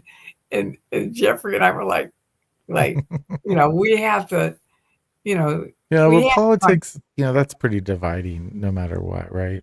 yeah. So I don't, I I would expect that to be a divisive topic no matter what. Yeah, Kind of. it is. All right, now Psych Cater says this stream feels really good about this kind of thing, but 3 is a lot of communicating on So slanted platforms, unquote. These days, where the platform owners want to modify the behavior of the users. users, right, right. Yeah, well, I mean, I think it's honestly with that, when people have an agenda and it's maybe obscured, of course there's going to be that. Like if your job is like this is a business and I make money and you guys happen to use it to communicate, well then there's going to be other intentions, and that's Right. I think that's just part of like, our continually evolving industrial revolution. Like we're going to if we're going to become, we either de-evolve and be more human, or we continue on this technology path and segregate and separate. And that sort of, you look at even studies like where they take rats and put them in controlled areas, eventually they end up cannibalizing each other. They end up, like you get too much population and too many. So I get the need, and where people see that they've reached a level. It's kind of like a Jacob's ladder thing, like, where a lot of the elites or even people that start religions, they think they've reached this level that not only could no one else achieve, but you shouldn't even try. You should just kind of come one rung below me because there's nothing above me at all, and so there's nothing to see here. And that's kind of that control. It's like maybe you struggled to reach this and other people it's just easy for, and that's an ego thing, right? So you let that personal idea come in, and it kind of taints the pool. So, Right. acceptance over expectations. If you have Yeah. expectations, then you're always going to be disappointed. If you just accept people where they are, then you really can't be too disappointed. So, It's such a simple thing, but very hard to apply for, a lot of times for various different reasons. well, you look on TV, it's like, look at how ads have changed since the 70s and 80s. How what has? TV ads and the Oh, psychology oh of God. like advertising, and they try to subliminally get people where they don't even realize they want something by the time they're buying it, but they know they need it because it's like our phones. Like every year or two there's a new phone, and you feel like, oh my god, if I have this old piece of shit phone, no wonder, oh look, the battery's dying, because that's what they do, that's why they get us. And it's like you kind of perpetuate and feed into that, whether you like it or not, or you don't go into agreement with it and you don't have expectations. You just accept that look, that's what they're going to do, and certain people are going to just go with it, and that's great. If it makes them feel better for the Right. minute, then great. That's their choice. Yeah, I saw a So great show called The Power of Enough. And this lady said, honestly, all of us right now have enough, but we're surrounded by ads, billboards, signs, people, saying you need a new haircut, you need a new top, you need, your new glasses, whatever. right, It's right. just sort of like always, always, always. But she said, if you keep in mind you do have enough and we have enough, and you can stay in the now instead of then or in the future. If you can Right. stay in the now, you can enjoy it. It's a tricky thing to do, but it It is. There's a lot of, and recognizing it as societal pressure is probably a good thing, because then you can decide whether or not you want to be a part of that. You yeah, to know, fall it's for it. okay if you want to keep up with the Joneses and get new sneakers every 4 months. Great. Right. You know, but But there's you nothing don't wrong have with wearing them until they wear out. You know, it's right. sort of not a big deal. Now let me check one thing. Yeah, rat Um, utopia. I wasn't going to go too deep into that philosophy. Kind of gross. Sophie said, I think that many people these days are not looking. Oh, we already read that, right? For the common ground. Okay, I read that. Right, right. Sorry. Um, Alligator said, Bienvenue. Is that French? Oh, Bienvenue. you're welcome. Okay, there you Thank go. you. All There you right. go. Thank you, Alligator. That's good. And then you got a detective. You dated Detective John Kimball. That's right. What happened is one time we were in a like a Kmart or something like that, and I could not find him. And so I asked this guy, that worked there. I said, "Could you, make a microphone thing asking for someone?" And he said, "Sure." And I said, "Okay, ask for Detective John Kimball." Not Mm-hmm. realizing apparently he's part of what, the Terminator or something like Yeah. he's some movie where there is a Detective John Kimball. But anyway, the guy was like, Detective John Kimball, could you come to the front desk? So for then on, for a long time, we all goofed around about that. Yep, I definitely dated Yeah, him. I did. kindergarten cop. And Rib Guy Sweet. said, we all have the same experiences, which has been explained over and over. Each person had their own experiences. Healing is different for everyone. And we all didn't have the same experiences with, which has been explained over and over. Each person had their own experiences, and healing is different for everyone. Very true. Right. I think No, that's true. absolutely. Yeah. Well, again, that's perception. Nobody. That's one thing we all have, is you have your perception. You're going to see things how you see them. It's whether or not you're willing to step outside that box and get some perspective and Yeah. see that everybody has their own perception. And then that should change in a good way how you see other people. It's like the whole adage of, like, you never know what somebody's going through. You don't know, like, what could have happened. So to judge somebody based on their act, and it's our decision to be affected and react to that. Right. We don't have to. We make that decision so quickly, when if we just stop for a second and say, wait a minute, is this important to me? Am I willing to die on this hill? Is this something I shouldn't even mention? And there's those weird shades of gray. Like, you see somebody at Home Depot, and um maybe they smack their kid. Are you an advocate now and be like, and how did he smack him really hard? Did he smack him on the butt? Did he give him, like, are you gonna like die on that mountain and be like, hey dude, you don't raise your kids? And one thing I realized being a parent is you don't tell other people how to parent. No. But it's that shade, it's that like, but if you see somebody being abused, that hits close to home. Like, I know I what it's see like to be something that neglected and I abused. And yeah. but how much am I going to bring all my trauma centered to that situation? Am I going to, like, that's a hard, and I don't know that anybody's necessarily prepared to make those decisions. But if we can put ourselves and see other people's perception of how life and the situation, it gives us a little more clarity. That's all. I think Yeah. it gives us perspective, right? Yeah. It does. Well, I found with parents, like I've been Mm, in a store where a mother was just screaming at her kid, and I could have just let it be, but I finally went over and and talked to her, and I said, first of all, I have something for your child, and I always give him something from the store, right? right. Because if they can hold something, they stop crying. And then I say to the mom, she's probably either hungry or tired, because that's really the two things that happen when kids really freak out.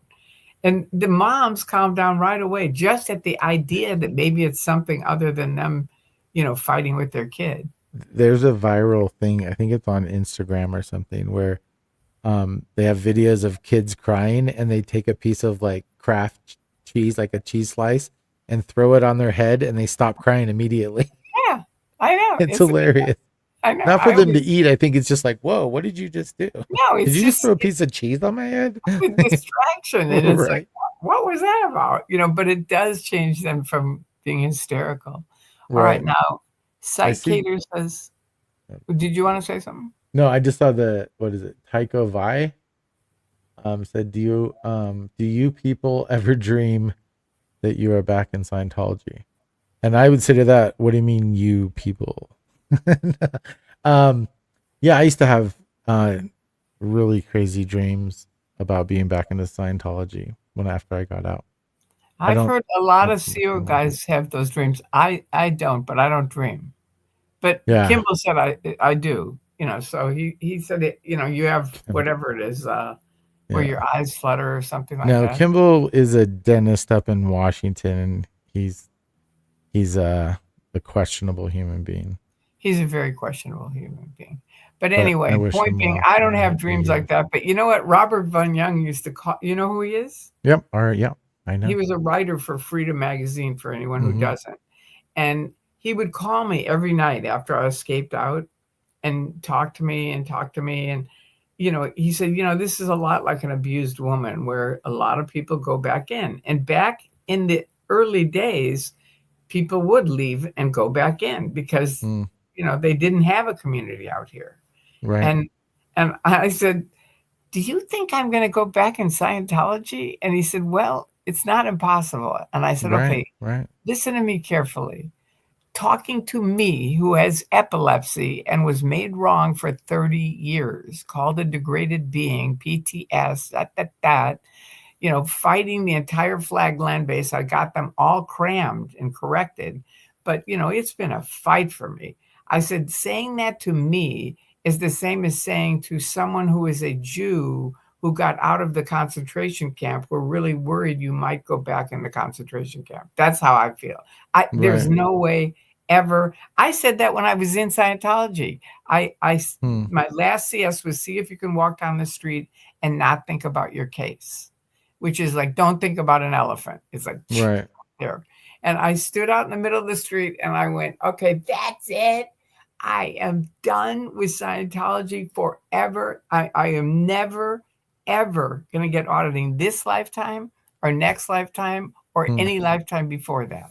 Which is interesting because I don't, I wouldn't, um, have I thought, yeah, I thought about it a few times after I left. And then even when I was healing more, I thought about all the people I kind of left behind that are still there. And, I felt like I abandoned a lot of people. Um, so, and I don't know that, like, the going back for auditing or never having an auditing, I never got audited in the Sea Org, really. That wasn't why we were kind of there. Like, I we got wasn't there for that either, but right, Hubbard said I had to handle it or I couldn't go back in the Sea Org. right. No, So absolutely. I had to. Um, yeah, no, I think, and as far as dreams go, um, I dreamt a bunch when I was a kid, like really young. And then after I left the Sea Org, I had probably the most vivid dreams that I've ever had in my life. Yeah, I've heard that. Nightmares, I don't know. I was in a really chaotic kind of time after I left. So I think that contributed a lot to the vividness and the realisticness of the dreams, more Right. so. Like, it was almost like lucid dreaming, where like reality was part of the dream, but Sea Org, it was just like a weird, um for quite a while. And it would manifest itself in like really weird ways. Like they say you're not ever supposed to die in a dream, and I can tell you for sure that's not true. You can get killed in a dream. And by the people that you ran away from. So it's, I think a lot of that's metaphorical, like when you dream, it's more messages rather than one for one reality. Like, so you have to kind of take it in that context kind of thing. Right. So All right. that sort of thing. Kelly says, we all expect too much from other people. Just live and let people walk their own path. Love them just as they are. Which is It's hard good. when you got like, it's like going out and saving somebody who's drowning, right? They'll Yeah, my probably kill you if you save last them, if you swim out, right? So, but they need last help.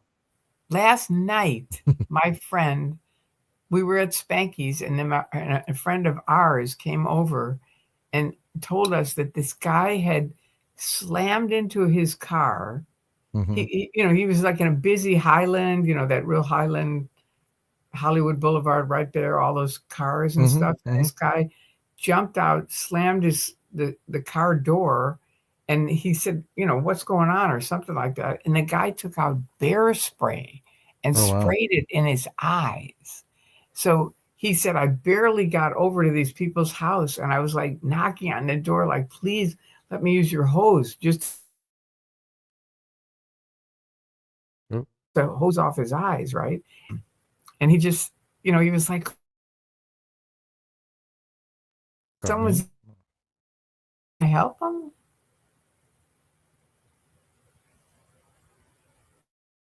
I missed part. Am I cutting out or is that you? Did we freeze? You Huh? froze. Oh, did I freeze? Yeah. Weird. Stupid Starlink.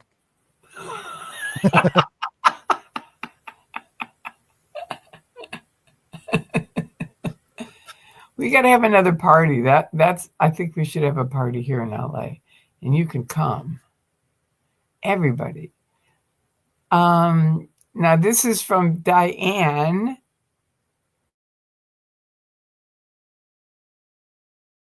Atex, which is It's Tori Dylan. that's freezing. You're freezing, not Huh? me. Good job, Starlink. Did you hear me? Nope. You're freezing again. I think it's you, Tori. But it might be me. You're. I don't see me freezing. I see you freezing. Oh. I'm. Shit. Are you getting All right. like phone calls or texts? Is your computer blowing up? Mine? No. Oh, okay. I'm just checking. Okay. Marisa says I have to go. Dylan and Tori it's not a group effort for healing. It's a lonely individual effort. Oh, I hate to lonely. say, but it's the harsh truth. Yeah. Well, I think It's we just can help like each your other. perception, man. I Yeah. think it's that leap of faith thing. Like when in healing, you always feel like you're by an edge and you're going to fall off and you feel unstable. And, and then once you get your feet firmly planted and you feel like you've built up a nice safe boundary and there's no way you're going to get pushed off a cliff or fall off a cliff, in order to heal and move on and create new relationships, you have to take little leaps of faith, which means you have to like unplant yourself. Yeah. So it's kind of like, in part of healing is, the process of like denial, acceptance, forgiveness, and it's not like that just goes in order. You can start to accept things and then fall back in to denial and be like, screw this shit. You're the person and I'm not. And eventually you're going to have to accept the fact that what happened and you have to move on. And What happened there? I don't know, Tori, I'm not glitching. I'm not touching a thing. That Dude, was weird. I know. Maybe it's your CIA contact calling you. Oh,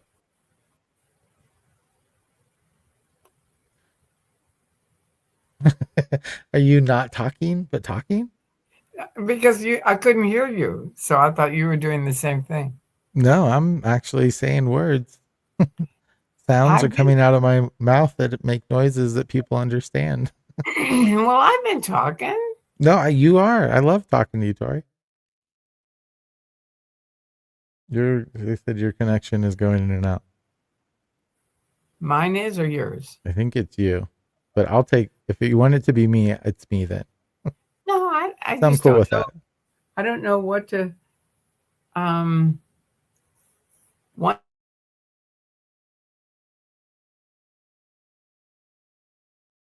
thing I have done. The battery's fully charged. Should I unplug it? I don't know. Unplug what? The battery What for my for what? laptop. From Oh, that shouldn't affect it. Mine's been plugged in the whole time. my laptop. Once it would plug it in again. It's probably Rib Guy's fault, I think. I think so too. He's screwing with us. All right. I don't even know who JB808. that is. He just said it was his fault. So Pardon me? I said, I don't even know who that is, but he said it was his fault. So I figured I'd just go with it.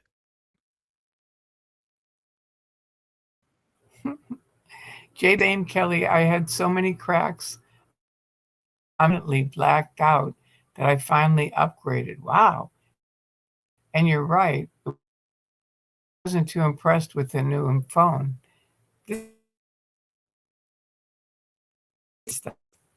I can always bring it back there, and because I just got it. Alligator says, if you talk the talk, you better walk You're in the control walk, of your expression. or I don't care what you are saying. I won't Hmm? use my energy for a wall. I choose my battles. That's what Alligator says. What is she saying? Tori, here, I'll do it. And so that She won't lose. then with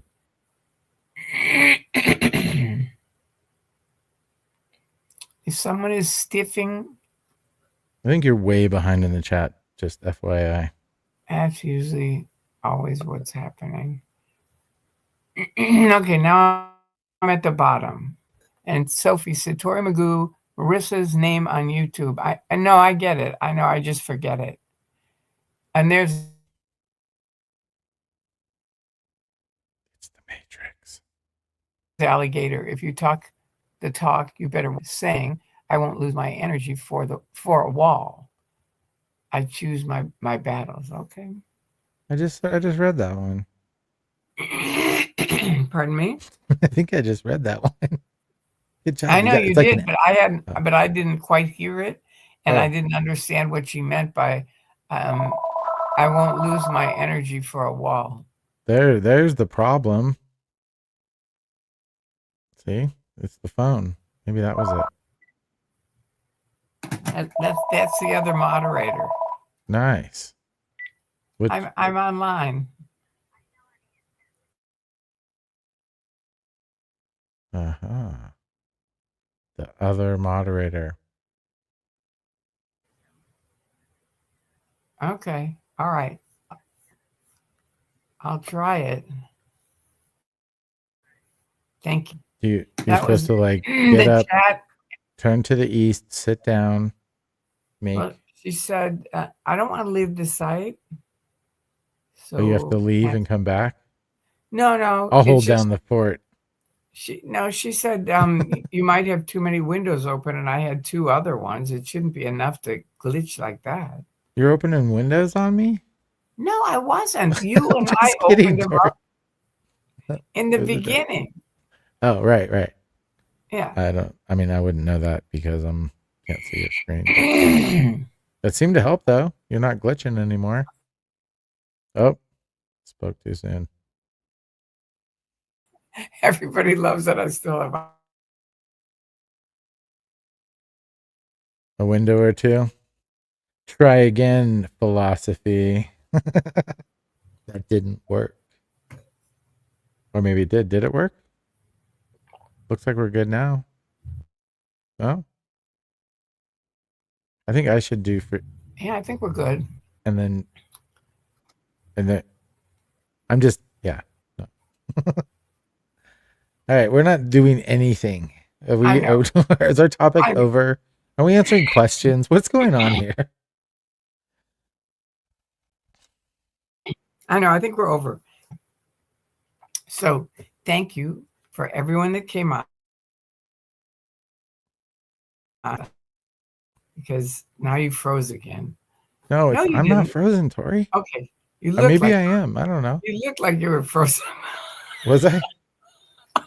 I was just trying to add to your glitchiness and contribute to that motion and add to it. What I was trying to do. I got a job because of that drill. Follow them. Really? Yep. I went to get a job when I was in Scientology, and I just drilled that thing. Put your hands against mine, follow them, and contribute to their motion. Right. And the guy was like a millionaire. And I went in there, and he was flying. I said, "Look, I really need to talk to you about a job." And he just couldn't stop flying around. And I said, "All right, sit down."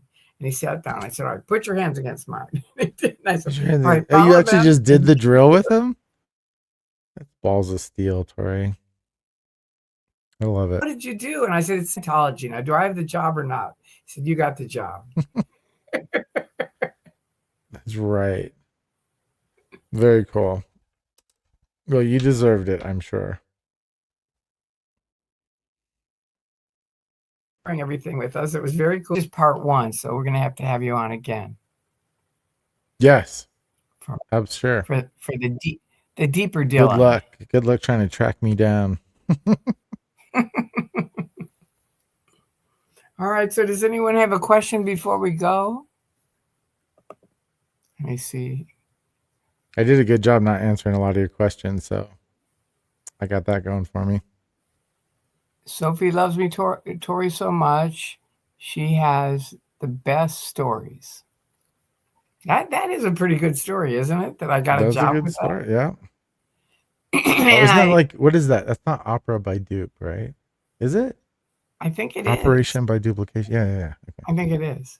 And then the other one I didn't get raped for was the one of, if you can make a perfect duplicate of something, it'll go away.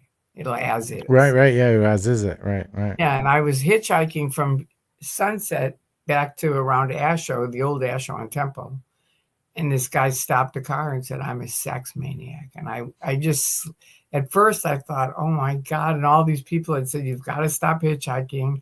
It was just the early 1970, I think, or 69. Excuse me. They said, "You've got to stop hitchhiking. You're going to get raped." So now that guy said that, and I think, "Oh God, this is it. I'm going to get raped." And then I remembered, wait a minute, if you can make a perfect duplicate of something, and I just slammed my hand on his shoulder and I said, "Far out, so am I." And he just caved in. That was it. So those are my two big wins Damn with it. I Scientology. need resistance. That's crazy. Yeah, well, I mean, I'm glad you were able to use that to help you.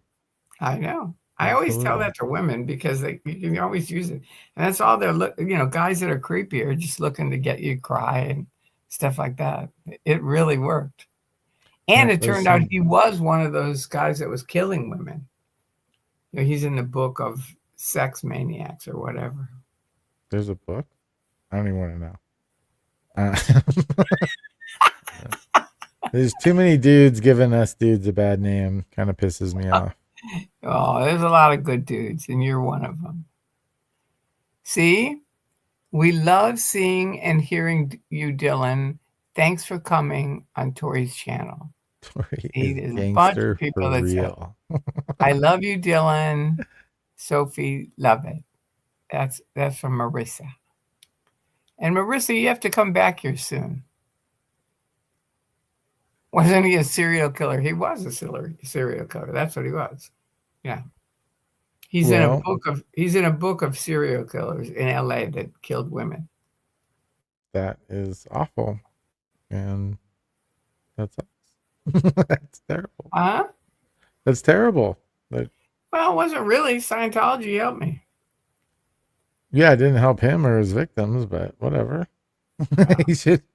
No, I think they put him in prison. He's finally in prison. And Sophie said, "Yes, there's a book, Dylan, and I was telling my sons about favorite predators also. Female. So it's not just men." Okay. Yes. Sweet. No, all that's bad. Those people suck. Female No. predators. Female. Right. It's like borderline personality disorder to the max. But yeah, Totally. bummer. All right, kiddo. Well, have a wonderful night, and thank you for coming again. I really appreciate it, and thank you to all of Absolutely. you for coming Pleasure. on.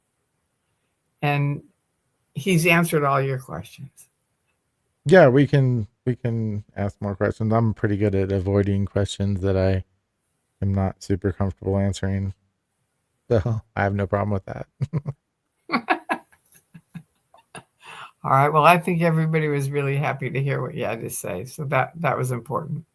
Yeah, always good to talk to you. I know we usually talk for quite a while when we speak, so this is just like that, but we got a few of our closest friends hanging out. So There awesome. you go.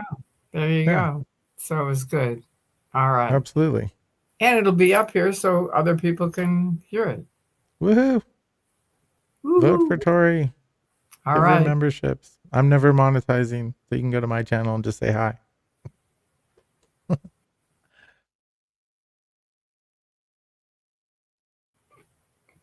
All right. Well, I'm going to say hi All right, Tori. Have a great without being evening. monetized. There you Oh go. no, I don't care. I don't. It's So, to each your own. I probably should be, but yeah, get monetized. yeah, it sounds like too much work. I'd Yeah, rather just it work. was hard work for me. It was more than I thought. Right. There we go. Absolutely. We're back to there. All right, Perfect. All right. Have a great night. We'll talk to you kiddo. soon. Well, I will talk to you soon. Stay in touch. I'm going to go over to your site and check it out. Cool.